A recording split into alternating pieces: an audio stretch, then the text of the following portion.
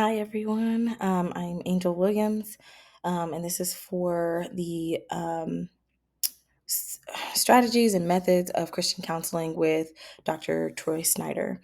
So, after watching Dr. Diane Langberg talk, um, it was quite the experience that I wasn't fully prepared for. It moved me in ways that I didn't expect, especially when she started referencing Matthew chapter 27, verse 27 and 28, where it says, specifically in verse 28, where it says they took off his clothes. And she was sharing, that, how a client, who was a gang rape survivor, was found, how she found deep comfort in knowing that Jesus too was stripped and exposed and violated. I actually read the verse again after watching the video. And it struck me because I'm also a survivor of rape. And so hearing that, um, it hit me like a wave. I've always known, that Jesus suffered.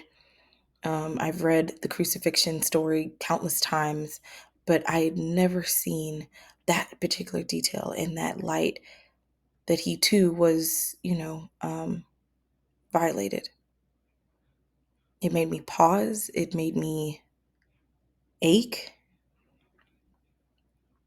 because now that I realize that Jesus didn't just die for me, he entered into like the very kind of suffering that I've endured, the shame, the exposure, the pain, that feels like it cuts through, or beyond the body. I've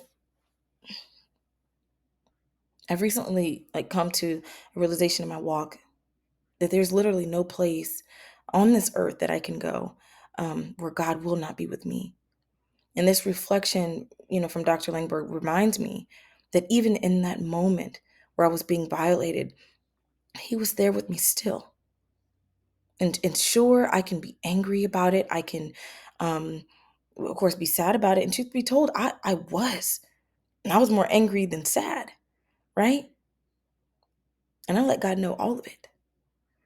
And I figured, he's a big boy. He can handle all of my emotions. Um, but eventually that anger turned into a gratefulness, knowing that he was there during my sorrows and my suffering, just as he's there during my joys and my moments of liberation. um, I feel the sorrow, but I also feel like a comfort, because now more than ever I now know I'm not alone. Not in my pain, not in my healing, not in my calling, to help others. He's been there and he understands.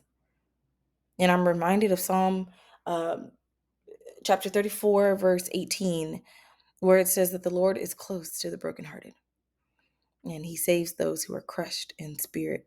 And I'm learning to rest in that closeness more than ever before. Um, yeah.